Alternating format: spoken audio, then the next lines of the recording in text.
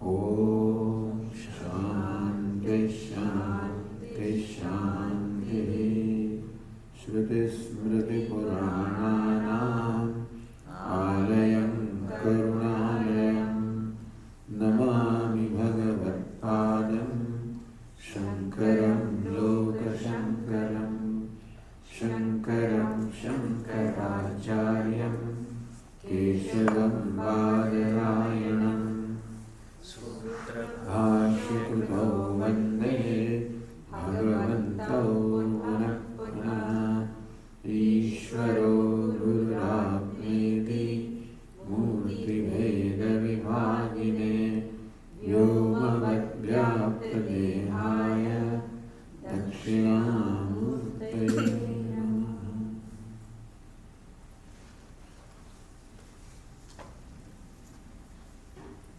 Discovering order in our life. On the first day, we spoke about the manifestation of that order in our day-to-day life.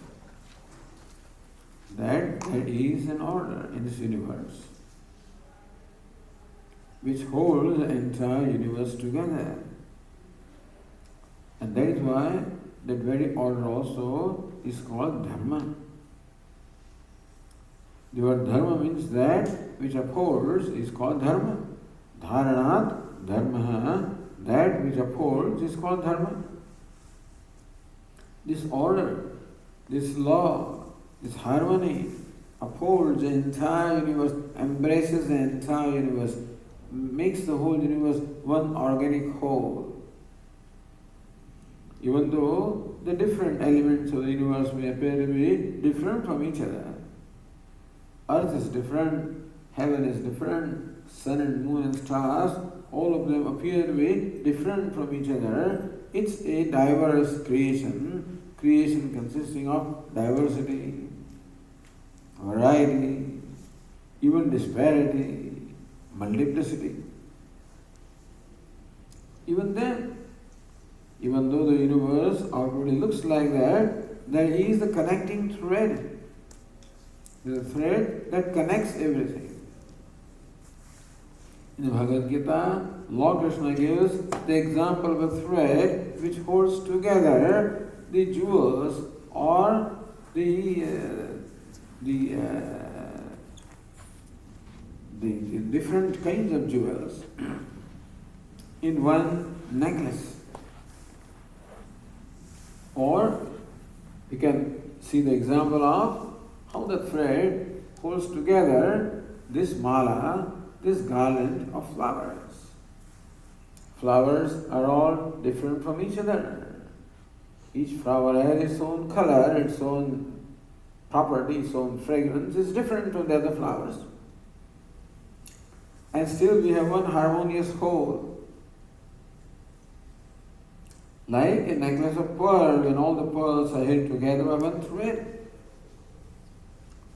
Lord Krishna says in Bhagavad Gita, Mayi sarvidam prodam sutre maniganaiva. Yarjuna, idam sarvam, this whole universe of names and forms is held together by me. And the very thread that informs everything. We can say that the universe consists of different objects. Every object sentient or insentient. Every object has a name and a form.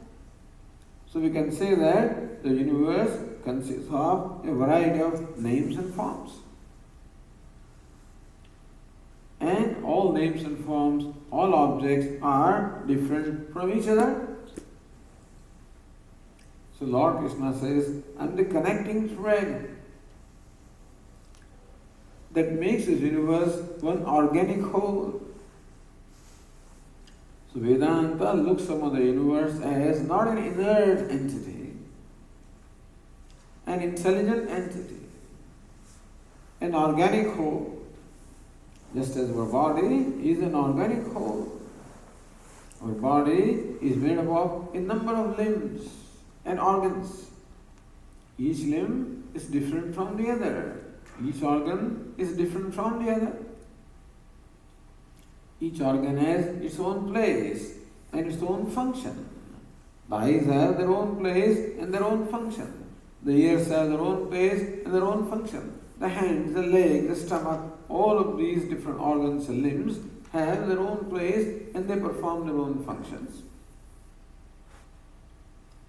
Thus, the body is an assembly of a number of constituents. At the same time, the body is one organic whole. There is something that keeps this whole body together, and that is the self or the consciousness. The hand also is I, the head also is I, the legs also are I, and every element, every cell also is I. There is one I, one consciousness that informs every cell, every limb, every organ of this body. And thus, even though the body appears to be made up of diverse constituents, it is one living, throbbing, organic whole. Similarly, also, the universe appears to be made up of a variety of diverse things. We may not apparently see any connection between the earth and the heaven. Or between sun and moon, we may not see any connection. We may not see connection between the different elements comprising this universe. But the universe is one organic whole. And therefore, in the Vedas, the universe is sometimes described as a Purusha, a cosmic person. Like you and I are persons. We have head, we have different limbs, we have head, we have feet, we have eyes, we have ears, we have breath. So also the whole universe is like one cosmic person. Bhuf Pado Yasya Navehi. That earth are the feet of this cosmic person. The Antariksha, in the space is the very Navi, the middle portion of the Purusha. Chandra Surya Ucha Netre, the sun and moon are the eyes of the cosmic Purusha. Karanavasha Shrodyo Mukhavidhano Yasyavasteya Madhi. Karanam Ashaha, the quarters, the directions are the ears of this cosmic person. Shrodyo, the heaven is the head of the cosmic person. Mukhamavidhana, the fire is the mukham, the mouth of the cosmic person through which it consumes. Yasyavasteya Madhi. The ocean is the bladder of this universal person, cosmic person. Antastam yasya vishvam, the whole universe is within whom. And it consists of these diverse kind of living beings. Khaga, it has birds. Nara, it has human beings. It has the gods. It has the snakes, it has all the variety of living beings. Chitram Brahmram Yadegam, Tribhuvanavakusham, Vishnu Mishan Namami. I salute this Vishnu, I salute this cosmic person who is shining as a whole universe. It's a beautiful concept, comparing the whole universe with a person. Just as a person is made up of a number of constituents, a number of organs, number of limbs. Similarly also, the cosmic person has variety of organs and limbs. And just as all the organs and limbs in this body are informed by one I, one self, one consciousness, so also the whole universe is informed by one I, one self, one consciousness. So ultimate order is consciousness. Vedanta explains that the very consciousness alone has manifested this universe. Even though the scientists would make us believe that matter is the ultimate reality, what they call the boson, the God particle, but still a particle. It's an inert thing. So they look upon an inert thing as the very basis of the universe, when to them, universe is not intelligent, inert entity. Not a conscious entity. Vedanta explains to us that the universe is nothing but manifestation of one consciousness. One consciousness alone assumes all these names and forms. Sura Nara Khagago Bhogi Gandharva Daityahi. Sura the gods, Nara the human beings, Khaga the birds, Go the cows, Bhogi the snakes, Gandharva the singers of the Devatas, Daityahi the demons, good, bad or indifferent, whatever there is in the universe, is manifestation of one order, one consciousness. Nothing is accepted. It is not that Satan is a different entity and God is a different entity, that Satan is not included in God. In the Vedantic concept of God, when Satan also is included, what you call Satan, what you call evil also is manifestation of the same consciousness. And that is the fundamental order.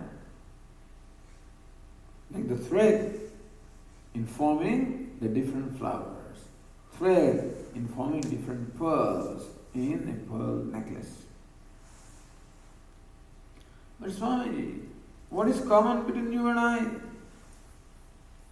You are telling us that there is one consciousness that pervades every name and form, even it pervades the chairs, this table, these walls, these pillars, these inert things, also is pervaded by one consciousness? The answer is yes. How? If you analyze what a given object is, understand that flower is an object, and every object has a name and a form. It is carnation, it has a name and it has a form. The clock is another object, has another name and another form, and the flask is another object, either its name and form. The table is another object, its name and form. Chair is another object, its name and form.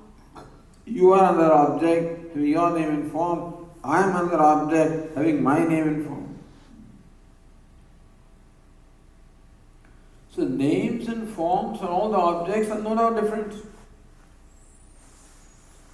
But that difference is only superficial difference. The core reality of every name and form, the core reality of every object, sentient or insentient, is what? What is common between you and I and chair and table and wall and birds and whatever? So Vedanta explains, look, every object has these 5 aspects.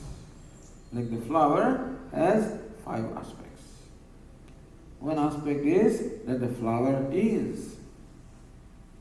You have to accept that the flower is. Had flower not been there, you could not see it. Is it not so? Can you see an elephant on my palm? Do you see a horn on my head? I hope not. So you say, Swamiji, you don't have any horns. Because had the horns been there on my head, you would have seen them, perceived them. Is it not so? So what can you perceive? What can you experience? That which is. We cannot experience that which is not. There are no horns on my head, therefore you can't experience horns, you can't perceive them because they are not. So the flower is, and flower shines in my consciousness because I am aware of the flower. And third, the flower has its own beauty. The flower has its own usefulness. The flower has its own place in the scheme of things. And therefore, the flower also has an attractiveness. Every object has an attractiveness. It attracts. Because this flower can be a source of happiness to me. The flower can be a source of happiness to me, and therefore I am attracted to that. Anything in the universe is capable of being a source of happiness to me. The chair also is a source of happiness because you are comfortably sitting on the chair. The table is a source of happiness because it serves the purpose of holding variety of objects right now. Microphone is also has an attractiveness because it serves the purpose of communicating my words to you. Thus, whatever there is in the universe has a role to play, has a function to perform, has a contribution to make. Understand? Everything makes a contribution. Even an atom also makes contribution. A flower makes a contribution. A tree makes a contribution. The sun and the moon, the stars, earth, everything makes a contribution. Every atom makes a contribution. In that sense, it is useful. It serves the purpose. It is potentially a source of happiness to us. And therefore, it is dear to us. Therefore, this flower has 5 aspects. That it is called asti in Sanskrit. That it shines in my awareness. That's called bhati in Sanskrit. That it is useful. It is dear to me. It is potentially a source of happiness to me. Therefore it is dear, priyam. Asti, bhati, priyam. And the flower is a name, carnation, and a form corresponding to the name. Now this kind of analysis can be performed for any object, like a clock. Clock also is, because it shines in my awareness, bhati. Clock is useful to me, serves the purpose, it is an attractiveness, therefore it is an object which is potentially a source of happiness, therefore object potentially a source of love, therefore priyam. You may argue, Swamiji, everything does not become an object of happiness to me. I hate many things. How do you say that asti, that a thing is, that you can accept? Bhati, that a thing shines in my consciousness, I can accept. But priyam, that it is dear, I find it very hard to accept. Even my enemy, who hates me, and I hate him, is also priyam. Is also dear. Well, there is a potential dearness even in your enemy. If by chance your enmity goes away, suppose you come to know about something good in that person. Suppose you become a large-hearted person, let us say. Suppose you become a non-demanding person. And do not demand that what you call enemy should only behave in a certain way, that you don't place any demand upon that person. Don't place any conditions upon that person. Why do you call a person an enemy? Because I place a condition upon the person, that person should behave in a certain way. When the person fails to do that, I call him an enemy. Some other person who fulfills my demands, I call him friend. Understand that friend, enemy, all of these are only relative, is it not so? It is quite possible that the person to whom you hate today, you may start liking him also when you find that he is a useful person.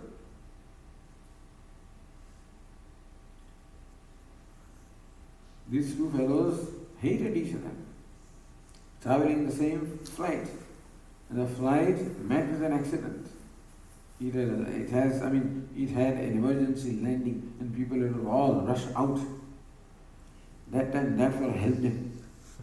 What he called enemy helped him. Oh wow, he became very dear to me. Just some circumstances change, and our perception changes. Not so.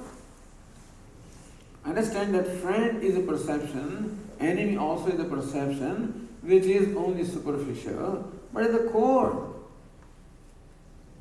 every person is a kind, loving, good person. Suppose I develop that generosity in me, that I am able to set aside his external behavior and see the person behind the behavior. There is a person and there is a personality. All the idiosyncrasies are there in the personality.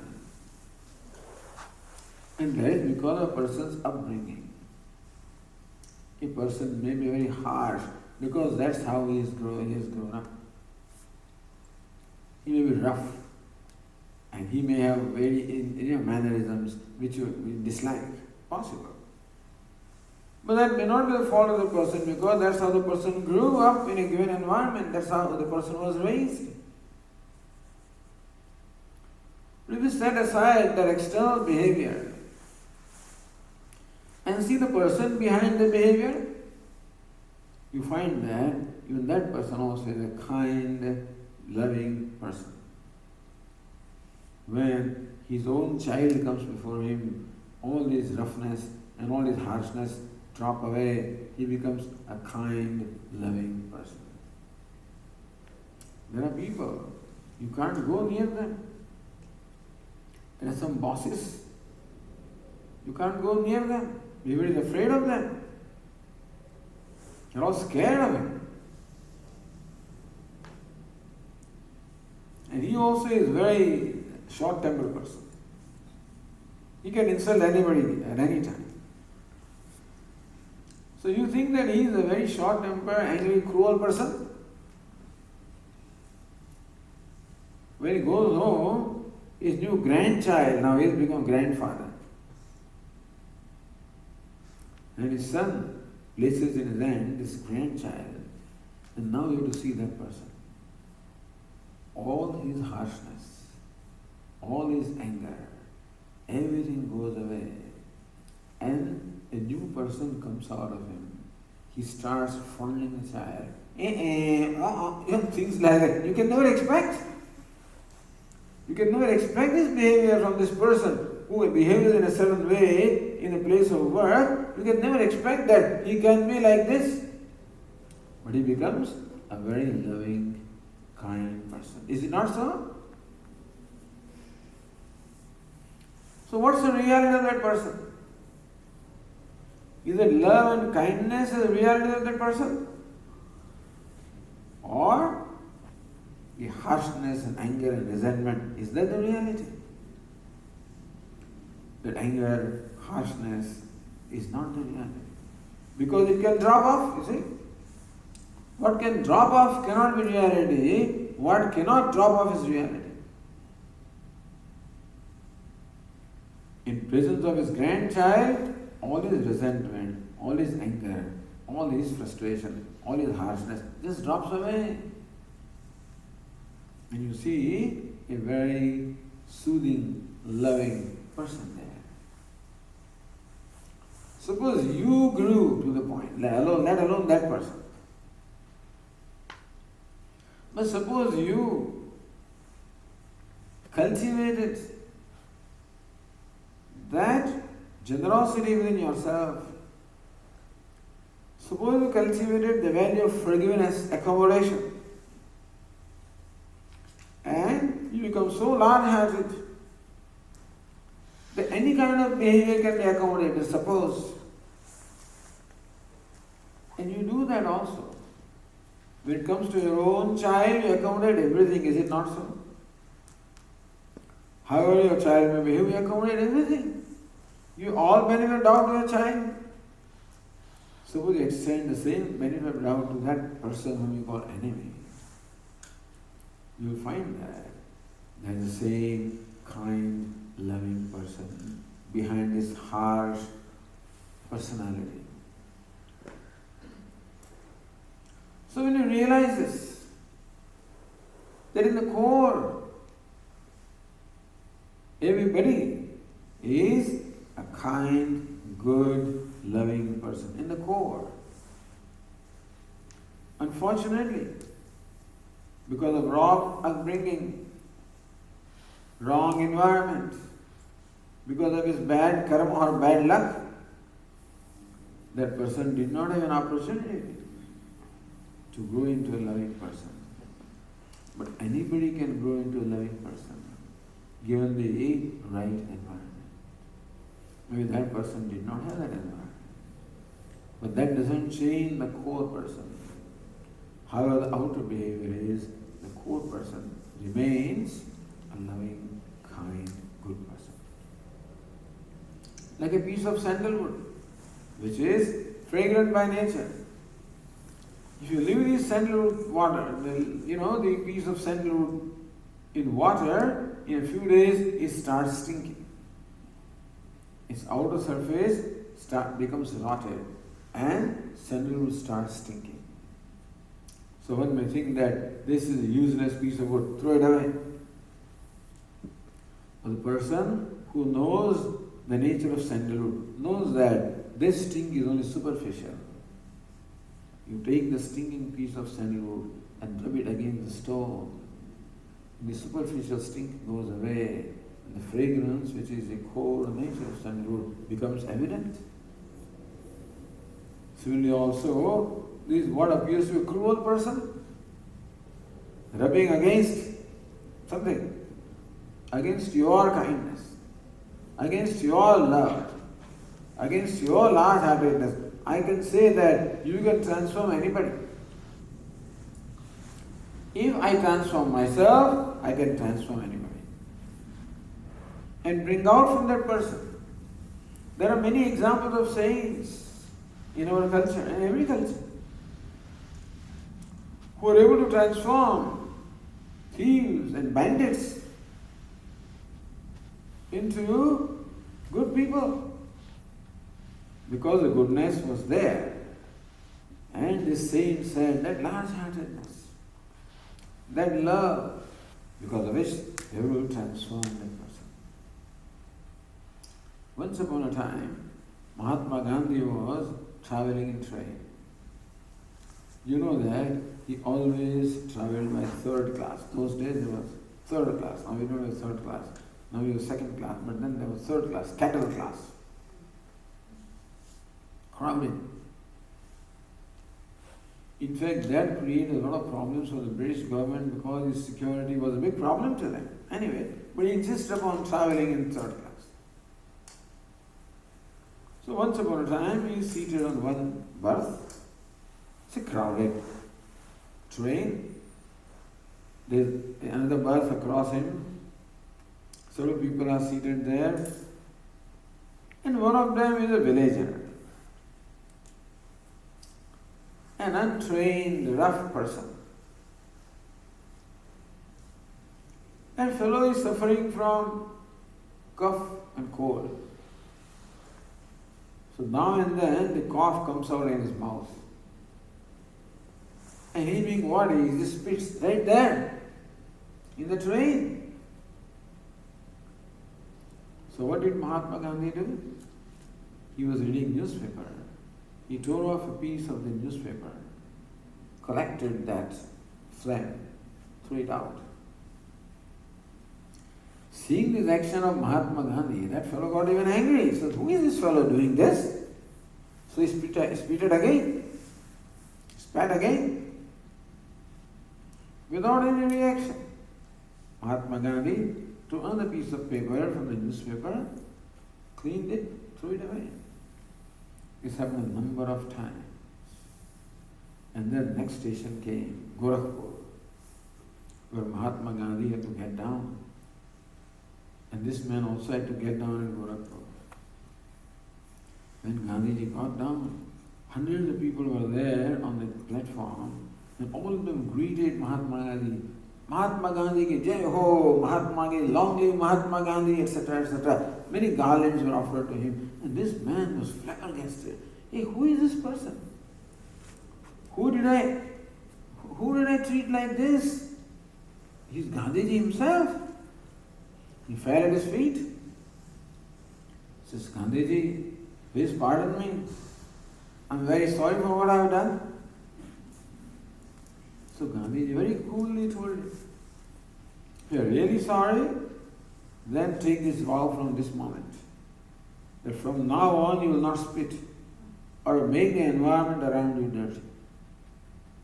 And secondly, if someone makes the environment dirty, you will clean it up. That man says, yes, I will do that. So simply by being what he was, Mahatma Gandhi transformed that person. And now what came out of that person was a very obedient, very nice person, which was there in the core. An example which illustrates how every human being, every living being is basically a kind, beautiful, loving person. Asti bhati priyam. His personality may not be priyam, but the person, the core person that one is, he is certainly very lovable. Priyam. Thus, all the objects of this universe have these 5 aspects.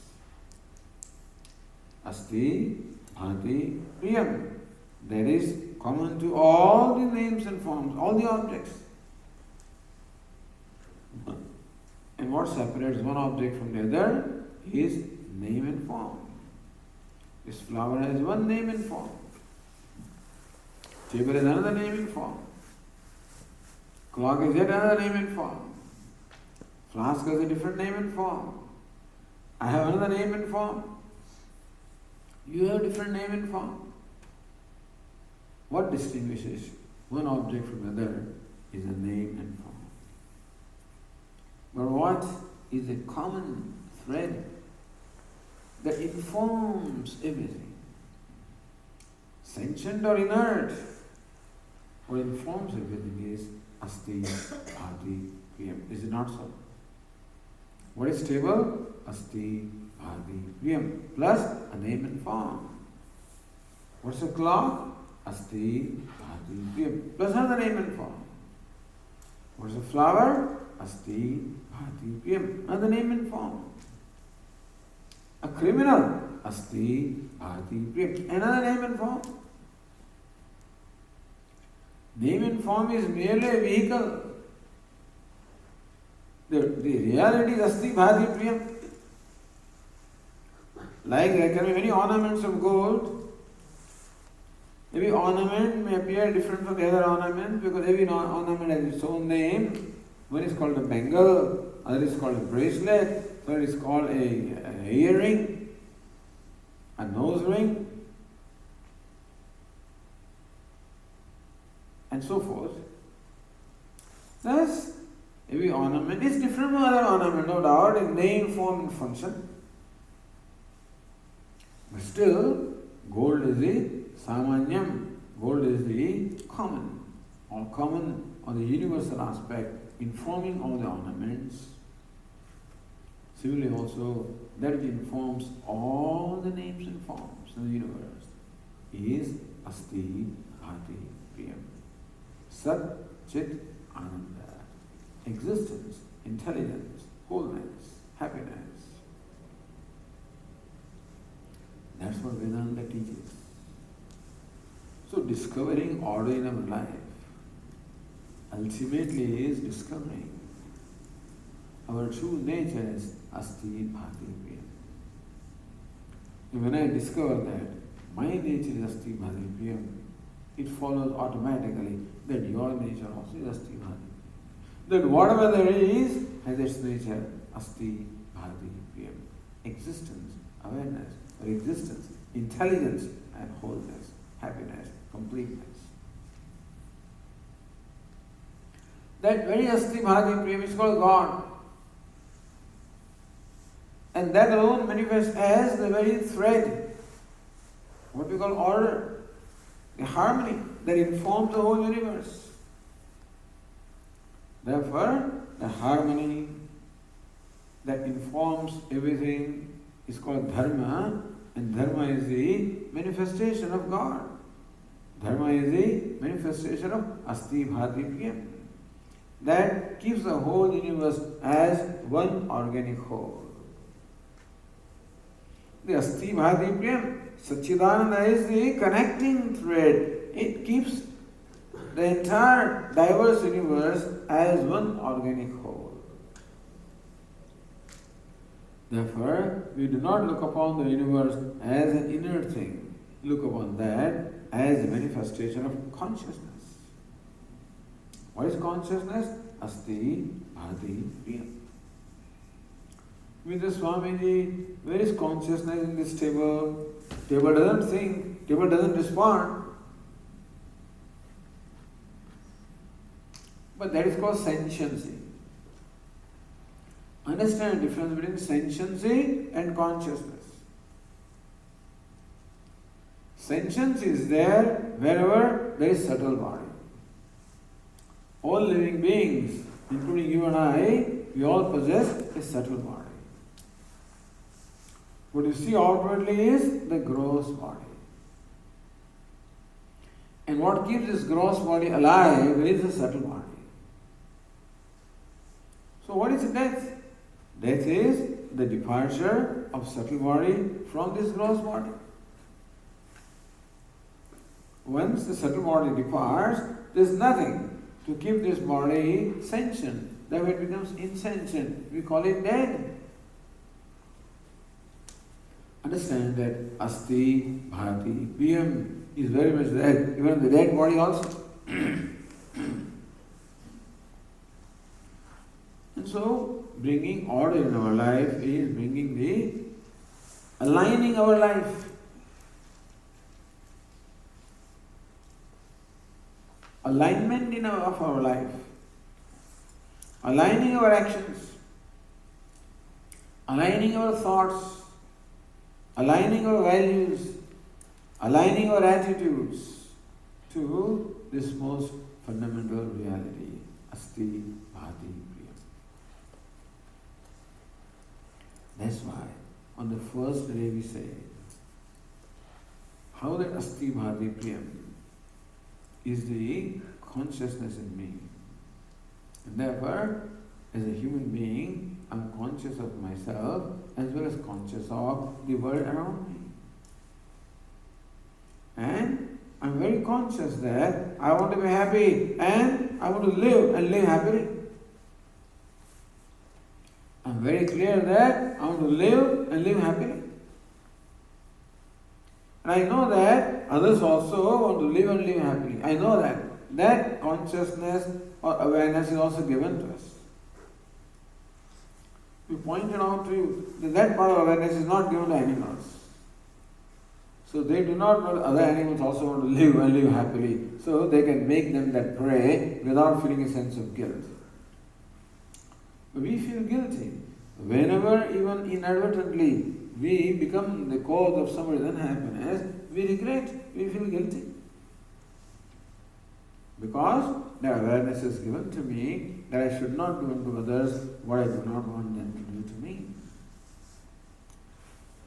And that is the basis of the value called ahimsa, non-violence. This non-violence becomes the primary value for a human being.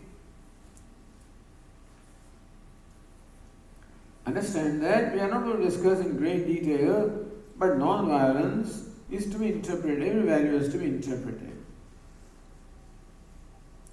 But what is non-violence? Basically it means not hurting any living beings by deed, word or thought. Not hurting other living being by my action, by my speech or by my thought. That commitment is a great commitment. To the extent that non-violence comes in my life, to that extent the order comes in my life. Because we point out the other day how the whole universe is bound by the value of non-violence, by the value of truthfulness, by the value of honesty. That in nature there is no unnecessary violence. The law of the creation is that one living being depends on other living beings, and therefore living beings make other living beings their food. That is true. And to that extent, they have to prey, they have to kill other living beings. But then, no creature kills more than what is necessary. There is no unnecessary violence, no violence for the sake of violence. We as human beings also require live food. Even though we are vegetarians, even eating vegetables also involves some himsa, some violence. Because the plants, vegetables, grains, all of them are organic living things. When we consume them, it does involve a certain amount of violence. And therefore, at the physical level, it is not possible to observe total non-violence unless you stay hungry, or as our sages did. They sustain themselves on roots and fruits. What kind of fruits? Fruits that fell from the tree. So, it did not hurt the tree. The leaves that fell from the tree. That's how many of our sages survived. And today also, we have a sect called Jains. And if you see their life, there is a tremendous value of non-violence. But however non-violent you are, you cannot be totally non-violent, because ultimately you need something to sustain your body, and that thing has to be a living entity, living organism, and therefore we have to accept that minimum violence in our life. So as far as non-violence at the physical level is concerned, we have to minimize the violence. Meaning that I should use the least of the resources. I should sustain myself from the minimum of the natural resources. I recognize that all living beings have their share, and they have their right, they claim their share of the natural resources. Human being is not the only citizen of this planet. There are millions of species. All of them also have equally the right to live and live happily, just as we have. And therefore, they also have a claim to the natural property. Therefore, the Upanishad describes the common food that the Lord has created, like the grains, etc. That food is meant for all living beings. It is for all vegetarians, all the, what you call the herbivores, who eat grass, who eat the grains, and human beings. All of them have equal claim or equal right as far as the vegetarian food is concerned. Our Swamiji says food means vegetable. Because the Upanishad describes Prithivya Oshadaya Oshadibhya Annam. So the earth, the plants and vegetables grew, and that's the annam, that's the food. So being a vegetarian is of course the very first requirement of being a non-violent person. And then also an awareness that I do not waste any natural resources. Do not waste any energy. Do not waste any water. Do not waste anything. I consume the minimum. Mahatma Gandhi, he had the ashram on the river Sabarmati in Ahmedabad in India. And there was a river flowing. Those days the river was flowing with a lot of water. That's how he chose to build his ashram on the bank of the river. And every day he would only take one bucket of water for his use. Says Gandhiji, there is plenty of water. Why do you only confine yourself to one bucket of water? Just because there is plenty of water doesn't mean I have to use it. There are many people living downstream who need this water. I mean, he was a very stickler, so it is very difficult to emulate his example.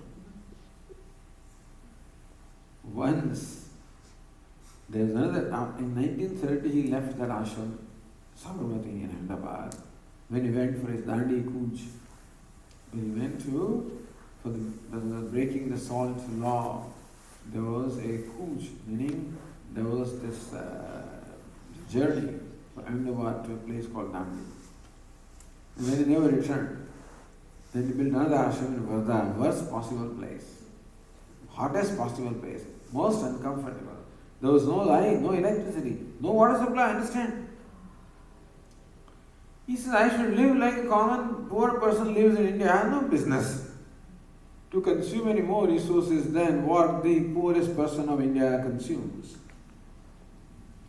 So he lived the life of a poor person. He could not justify even wearing the upper cloth. When so many of my brothers are naked. When he went to Orissa, he saw, Bihar and Orissa, he saw many women having only one sari. So they could not come out of their home. When one woman wears a sari, the other woman went inside the hut. When that's the condition, how can I justify wearing so many clothes? Anyway, but one simple incident in his life. Once upon a time, he asked for a glass of water from somebody. And that person filled the whole glass up to the brim and brought it to Gandhiji. In that process, some water spilled. Gandhi said, look, you wasted that water. You should not have filled the glass to the brim. You should have known that when you give that glass of water to me, some water will spill. And that's not right. I mean, anyway, what I'm saying is, non-violence also calls for the minimum consumption of natural resources because all living beings have their claim on all the natural resources. So therefore, bringing order into our life would call for the value of ahimsa or non-violence. Non-violence is closest to Ishvara. Asti bhati priyam. Satchit ananda is non-violent. Who is non-violent? A person who accepts everybody, who does not hate anybody. Lord Krishna describes a person like that in the Bhagavad Gita. Adveshta sarvabhutaram. These lines were very dear to Mahatma Gandhi. These verses. He used to often repeat them. Adveshta sarvabhutaram.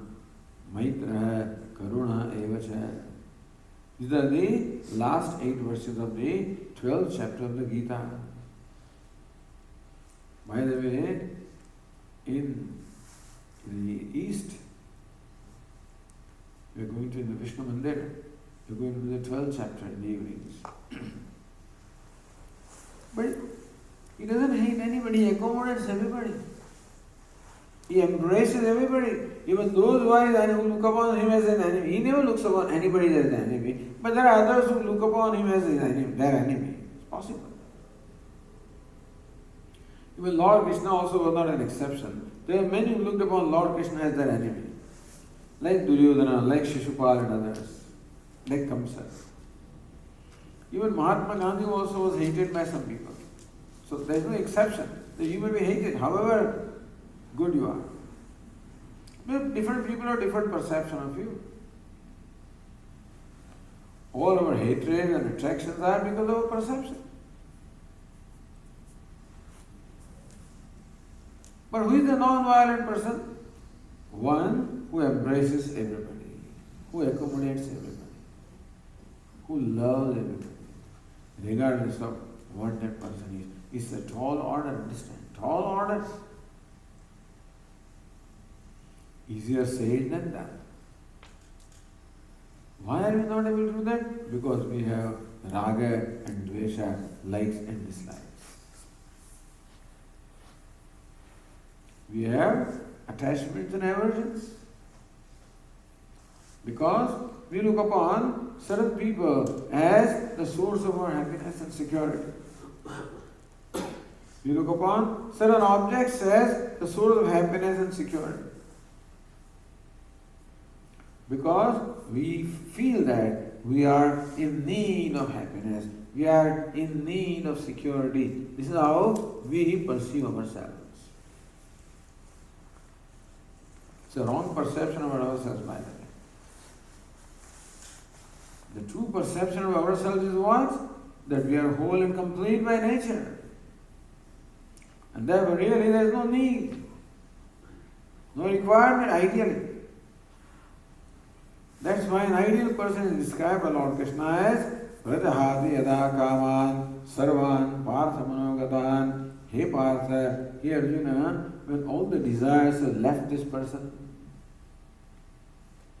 become free from all demands, free from all expectations. But we are not there. We feel a sense of want, a sense of lack within ourselves. And therefore, we have needs, we have requirements. We feel unhappy within, therefore, there is a need for happiness. We feel insecure within, therefore, we have the need for security. Thus, first of all, I project upon myself unhappiness. Insecurity, I project upon myself. It's a projection, not a reality about myself. Like upon the rope, I project a snake and look upon a piece of rope as a snake, and then I'm scared of that. Simply my own self, which is a whole and complete being.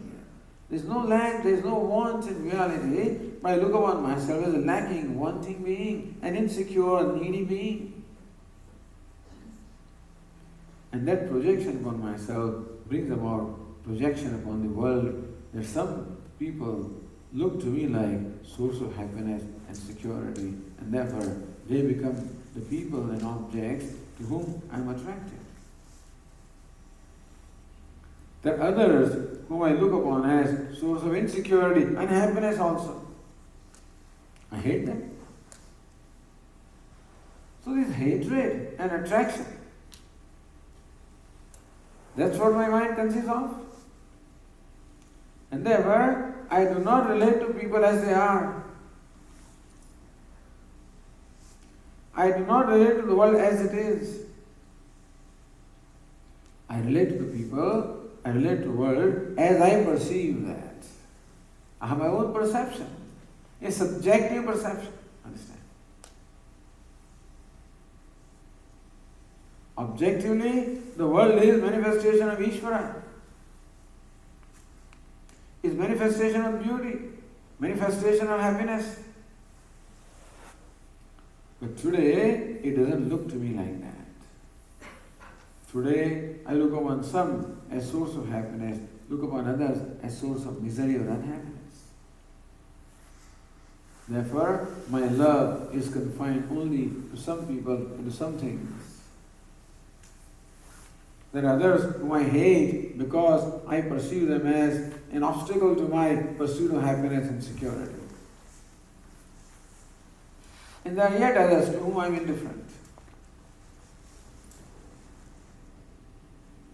Therefore, I look at the world through my glasses of likes and dislikes. I will not see the world as it is, I see it through the glasses of likes and dislikes. And therefore, I am a violent person. Because, you know why? When I am attached to somebody, I am going to be partial to that person and cruel to anybody who comes in the way of my attachment to that person. Is it not so? So I relate to the world with partiality and cruelty. I am partial to some who I look upon as the source of happiness and security. I am partial to them. And there are others who I look upon as source of unhappiness, insecurity. I am cruel to them. This cruelty will be there where partiality is there. And that is violence. So there is an inherent violence involved in our behavior, our expressions. Whenever we relate to anybody or anything with raga and dvesha, attachment and aversion, violence, there is inbuilt violence. Therefore, to become non-violent, we should strive to become free from raga and dvesha, free from attachment and aversion. How do we do that? Lord Krishna says, accept everything. Accept everything as prasada of Ishvara. Yesterday we discussed that. Whatever I confront is karma phala. Whatever I confront before me is the result of some actions I must have performed in the past. Every situation that I confront is the result of some action or the other which I may have performed in the past. So my karma or my actions create before me a set of situations. But how to respond to the situation is something I have to decide. Understand that human being is gifted with free will, a faculty of choice. And therefore, we can use that faculty of choice to our great advantage. By choosing to respond to every situation in a certain manner.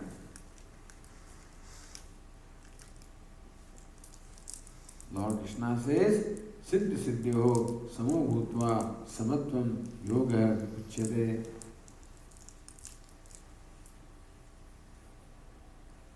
Look upon all as the same. Understand that there is sameness in all dissimilar things. As we just discussed. That everything is different in appearance. At the level of name and form, at the level of costume. Just as one gold puts on many costumes and appears as different ornaments. So also one Asti Bhadipyam has put on these costumes. Asti Bhadipyam is God. Consciousness has put on all these costumes of the ancient forms. Variety of costumes. And therefore, instead of relating the costume, relate to the person or the actor behind the costume. Try. Strive to relate to the actor behind the costume. The person behind the costume. We just say every person, the core personality of everyone is a kind, loving, beautiful person. But the world keeps on testing us. It's a challenge. Because the situations keep on changing. It is never the same situation. With great difficulty I may settle account with one situation. By the time I am through with that, it turns into some other situation. And therefore there is a challenge. I am required to be alert. I must always remind myself that behind every situation, that there is one common thread, one God, one Ishvara is there, one Asti Bhadi Prem is there, one goodness is there. At the core level, if there is goodness in everything. Therefore, disregard the costume. For example, when we are watching a play or a movie, you go to watch a movie because your favorite actor or actress is acting there. Your favorite actor may come as a villain also sometimes, is it not so? Like Amitabh Bachchan came as an angry young man. I have not watched a movie, I was told that this is how he became very famous. Angry young man.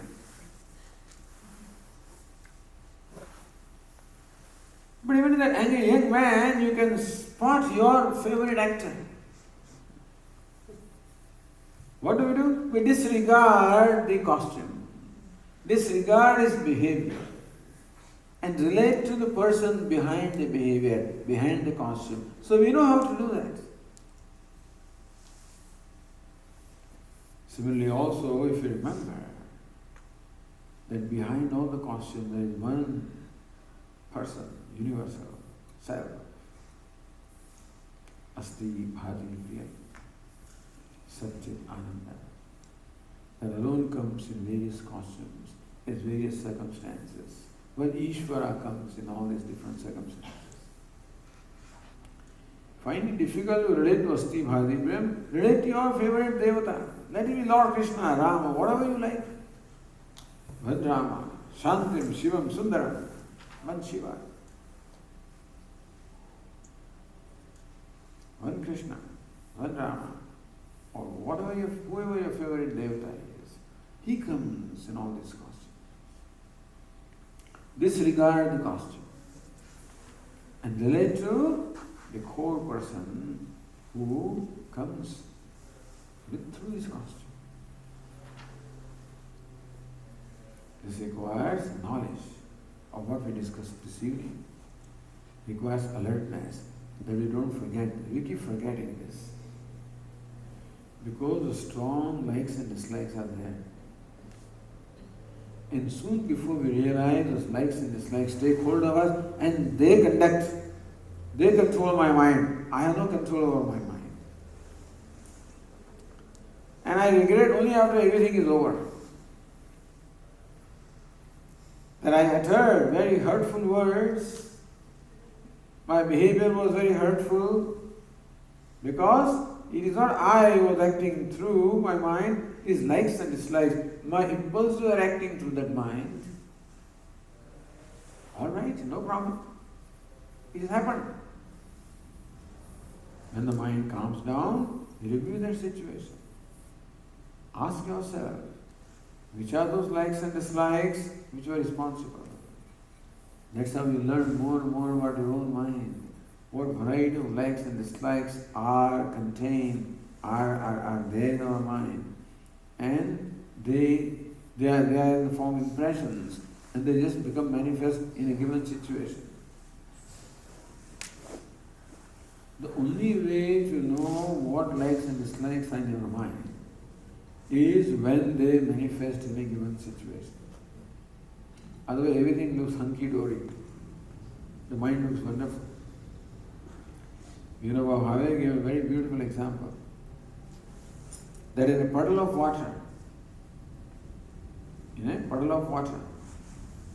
the outer surface is very calm and shining, looks very clean. Just throw a pebble And all the mud which is at the bottom comes to the surface. Similarly, mud of the likes and dislikes is there below the surface. On the surface, it will look that we are all right, Swamiji, I am free from likes and dislikes. They are gone. But don't take it for granted. Like this man comes to a Swamiji, and this Swamiji, I have given up anger. Swamiji says, I don't think it is easy to give up anger. Swami, I am telling you, give up anger. Very coolly, Swamiji says, you know something? Maybe. Swami, last 4 months I have not gotten angry. You know something? In last 4 months, there is no event that has happened that will provoke you. No provoking event has happened. That is why you are not angry. No, Swami, I am telling you, I don't get provoked. Swami kept on repeating, I don't think so. I think it's just a matter of somebody pushing your button. Swami, I am telling you that I have got to give up anger. It's all waiting there, waiting for a certain situation just to become manifest. But anyway, we have to learn from our failures, not become disappointed. Don't think that you are the only one who has this problem. It's a universal problem. Situations may be different. Problem is same. So thus a given situation becomes an occasion for bringing to manifestation the hidden likes and dislikes. I learn about them and I work with them and remove that. When the like and dislike comes out in different situation, I learn about that, remove that. That's how very slowly and steadily and consciously we have to work. Don't think that likes and dislikes will go away by themselves. Don't think so. They will go away when I alertly pick them one by one. Like in a garden, those weeds don't go away by themselves. You pick them, pluck them one by one. And so also the weeds of likes and dislikes will pluck one by one as they come to know. That's fine. There's no failure. There's only a constant sadhana, a constant practice. More free we become of likes and dislikes, more calm our mind becomes, more cheerful the mind becomes, more happy the mind becomes, more transparent the mind becomes. Like a pool of water. A pool of water in a pond. If there is a lot of dirt in there, then we cannot see what is the bottom of the pond. If you remove the dirt, the water starts becoming cleaner and cleaner. When all the dirt is removed, the water becomes clean, a transparent body. You can see through it. So also, as this dirt of likes and dislikes is removed from our mind, the mind starts becoming more and more transparent. And the ananda, the happiness, the wholeness, which is at the bottom, as my own nature, starts becoming evident. And that's how we bring the order in our life, the fundamental order. What is the fundamental order? Asti, Bhati, Vyam, Satchit Ananda. How does that fundamental order manifest itself? As dharma, as that which upholds the whole universe. How is dharma practiced in our life? By way of values. What values? Ahimsa, non-violence. Then other values also are taught to us. Bhagavad Gita and all scriptures teach us these values.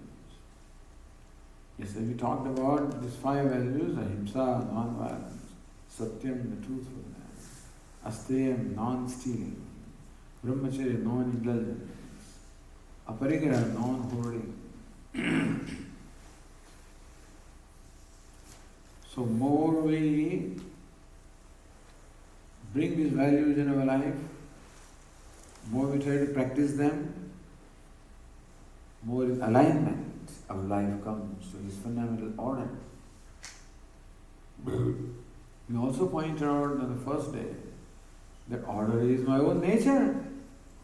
Astivadi is not different from me. It is my own self. Therefore, closer I come to the order, closer I come to myself, there is greater and greater harmony within myself.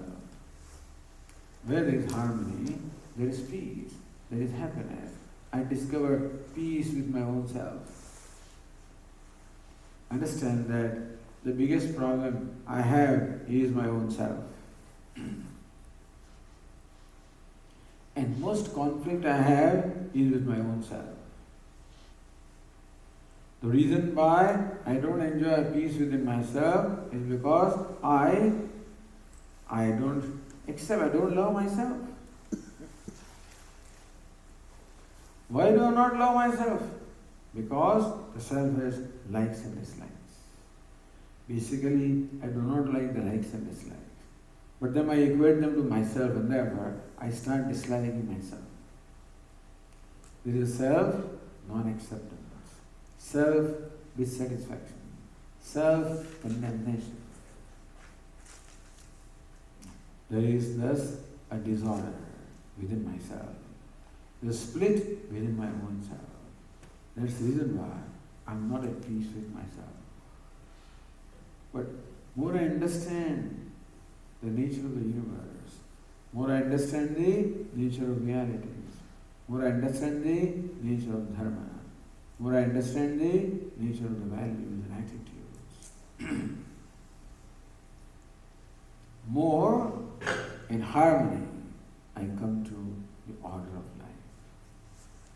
More I am in harmony with the order, more I am in harmony with myself, and more harmony there is, more peace there is, more acceptance there is, more happiness there is. The beauty is that when I accept myself, I have no difficulty in accepting others also.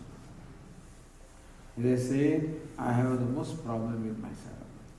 If I resolve problem with myself, the problem with others automatically get resolved. If I love myself, no difficulty in loving the world. If I am satisfied with myself, no difficulty in being satisfied with the universe. Therefore, a wise person who has thus completely aligned himself with order is described by Lord Krishna as Atmaneva Atmana Tushtaha. One who is tushtaha, one who is completely satisfied with oneself, one who is totally happy with oneself. So where is the problem? Problem is within my own self, that I am not happy with myself. Because I have a wrong perception of myself. I think that I am a person who has hatred and who has attractions and who is partial and who is cruel. I think that I am a wanting, limited being. I am a needy, wanting being. That's the kind of perception I have of myself. That's the reason why I am not happy with myself. But once these values come, the likes and dislikes starts going. I discover that. Then slowly I discover peace within myself. So I discover the cheerfulness in myself. And I start becoming more and more acceptable to myself. I discover a greater and greater comfort with myself. And more comfortable I am with myself, more comfortable I am with the world. Most comfortable I am with myself, most comfortable I am with the world. And that's how we become one with order. We become, in fact, the order is not different from us. The order is our very self. And that identity is expressed in the Upanishads. In what we call Mahavakya, the major statement. Tattvamasi, that thou art.